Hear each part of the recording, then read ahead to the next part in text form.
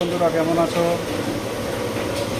তো আজকে আমি বলবো যে মা আমাদের মা বাবার দুনিয়া দেখিয়েছে সে মাকে আমরা কষ্ট দিই, যন্ত্রণা দিই।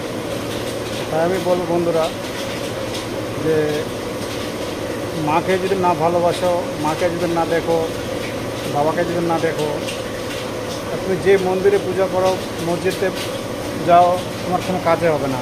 মায়ের পায়ের নিচে বলে জান্নাত। মা বাবাকে ভালোবাসলে, মা বাবাকে ভালো মতো যত্ন করলে তোমাকে কোনো মন্দির মসজিদ যেতে হবে না, ভগবান বাড়িতে এসে। তো বন্ধুরা, অনেকে মানুষ এটা খামখেয়ালি করে যে মা বাবাকে দেখে না, মা বাবাকে কষ্ট দেয়। হ্যাঁ, বাইরে খুব পূজা করে, মন্দিরে যায় পূজা করতে, মসজিদে যায় নামাজ পড়তে। তা মা বাবাকে যদি বন্ধুরা না মানো না, তো কখনো সে মানুষটা সফল হয় না, সে মানুষটা কখনো সাকসেস হয় না।